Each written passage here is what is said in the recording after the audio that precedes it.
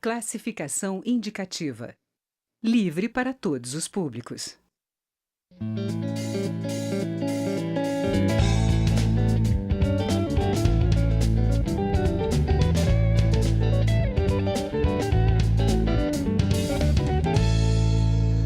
Uma subcomissão especial destinada a discutir e fiscalizar as atividades da ANEEL, a Agência Nacional de Energia Elétrica. É o que propõe o deputado Léo Moraes, do Podemos de Rondônia. Deputado, é um prazer recebê-lo aqui no Palavra Aberta. Vamos conversar sobre a ANEEL e sobre outros requerimentos que o senhor apresentou. É a primeira vez que o senhor está aqui na Câmara Federal, o senhor já exerceu mandato no Estado e o senhor apresentou um requerimento para instalar uma subcomissão exatamente para fiscalizar a ANEEL, que é uma agência reguladora, naquele modelo que foi instituído nos anos 90 para fiscalizar aquilo que é prestado ao consumidor. Exatamente. Esse é o conceito tradicional, convencional e o que gerou a criação da agência reguladora, como outros modelos mundo afora. Porém, infelizmente, no Brasil, esse valor, esse interesse, essa missão é deturpado, quando muitas vezes acaba atendendo tão somente o interesse das empresas que prestam serviços através de concessões ou outras contratualizações. E, infelizmente, a população, o cidadão, o consumidor, fica a Deus dará, à mercê da própria sorte, sem uma regulação e uma otimização e mensuração do resultado, como é o caso da energia elétrica. Nós apresentamos uma subcomissão dentro da Comissão de Minas e Energia, a qual faço parte, e também já apresentamos requerimento na Comissão de Constituição e Justiça, também mas aí no conjunto geral, para todas as agências reguladoras. Eu acredito que a Comissão de Constituição e Justiça, pelo arcabouço que compreende esta comissão, a mais importante da nossa Casa Legislativa, tem essa responsabilidade.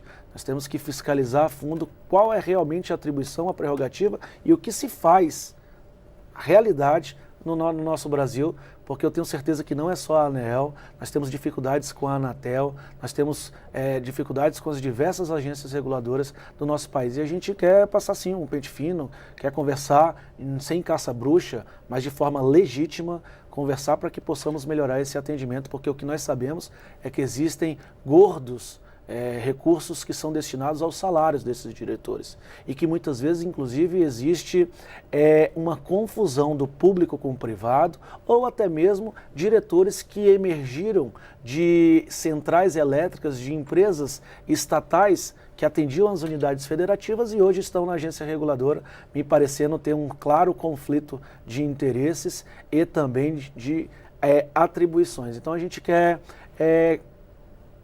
entender, a gente quer compreender melhor esse cenário para tentar atender a população que quem nos colocou aqui à frente desse mandato na Câmara Federal. Agora, outro requerimento que o senhor apresentou foi um requerimento para esclarecimentos sobre o rompimento de uma barragem que aconteceu no seu estado faz pouquíssimo tempo, a barragem do distrito de Machadinho do Oeste. Não foi muito pública essa informação. Os órgãos de imprensa talvez não tenham publicizado essa informação, assim como aconteceu com as outras barragens recentemente. Pelo que eu li na imprensa, pelo pouco que saiu na imprensa, não houve vítimas, mas ainda assim o dano ambiental é gravíssimo.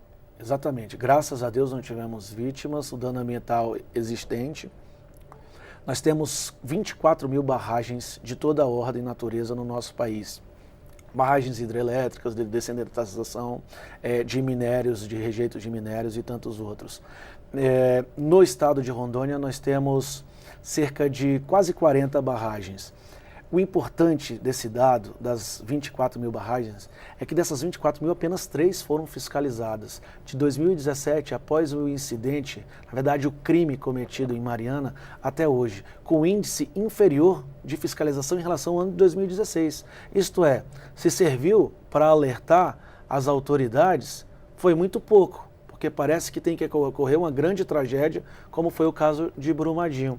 Nós temos no estado de Rondônia 2 hidrelétricas que aparentemente, pelo relatório oficial, são de baixo risco, que é o Jirau e Santo Antônio, e também a de Samuel.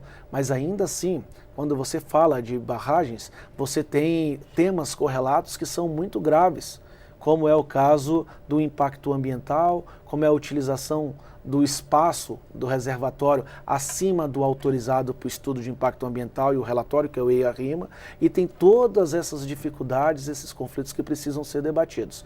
Mas, assim como a gente estava falando das agências reguladoras, também a Agência Nacional das Águas e tantas outras, a própria ANEEL, a gente tem que cumprir e exigir que a fiscalização seja perene e permanente no nosso país. Existe uma comissão externa que foi criada no caso específico de Brumadinho e existe uma comissão parlamentar de inquérito para investigar essas barragens amontantes. O senhor estava me falando que são mais de 24 mil no Brasil, amontantes? Não, são no geral... No geral, que nós temos de barragens no país são 24 mil. No caso de montante, que é um modelo totalmente ultrapassado, isso tinha que acabar por imediato. Nós temos visto no noticiário cidades de Minas Gerais que a sirene soa na madrugada e essas famílias teriam segundos para evacuar essa região. A gente está falando de tecnologia defasada, obsoleta, omissão do poder público, e a gente já viu, e o Brasil tem, infelizmente, esse dom de transformar o provisório em algo permanente. A gente não pode permitir uma sirene que não se utiliza de forma adequada, que não funcionou, como foi o caso de Brumadinho. Nós temos que equipar com tecnologia e, principalmente, evitar que mais um escárnio, mais um genocídio aconteça.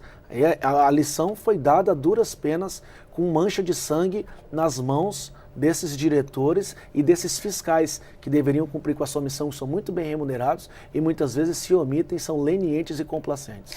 Deputado, só para a gente encerrar a nossa conversa, qual o rito tecnológico, que tipo de técnica que os especialistas devem adotar e se os deputados vão fiscalizar e se existe realmente alguma forma de desmontar essas barragens que são feitas, foram construídas com essa tecnologia defasada e migrar para outro tipo de tecnologia com mais segurança para quem mora principalmente perto das barragens? O Brasil, em paralelo ao que tem acontecido, até com comissões e com empresários, eles têm conhecido tecnologias de todos os lugares, da Ásia, dos próprios Estados Unidos, Israel, enfim, de vários lugares para tentar conter ou para tentar inibir esses riscos iminentes que existem nas barragens. Acredito que muitas delas, se tivessem fiscalização, elas deveriam ser paralisadas essas ações, retiradas essas famílias, mas de imediato, porque também é outro grande problema, é a protelação judicial que existe em relação a esses moradores dessas cidades atingidas. Ficamos meses e anos, eu sei disso porque no nosso estado acontece isso, numa hidrelétrica que aparentemente não tem risco, que inclusive tivemos autorização, também requerimento nosso, queríamos levar geólogos, engenheiros civis, arquitetos, engenheiros de segurança do trabalho para constatar, porque teve um vazamento um dia desses também na nossa usina hidrelétrica. Enfim, nós temos que retirar e desalojar as pessoas para que não corram esse risco, para fazer um levantamento conforme a realidade daquela barragem e utilizando essas tecnologias que já existe uma troca de informação para tentar aplicá-las aqui e, lógico, de uma vez por todas, proibir, mediante lei, que nós tenhamos barragens a montante no nosso país. Deputado Léo Moraes, muito obrigada pela presença aqui no Palavra Aberta. Eu que agradeço, estou sempre à disposição. Muito obrigado. Eu conversei com o deputado Léo Moraes, do Podemos de Rondônia. Eu sou Aline Machado e este é o Palavra Aberta. A gente se encontra na próxima edição. Tchau.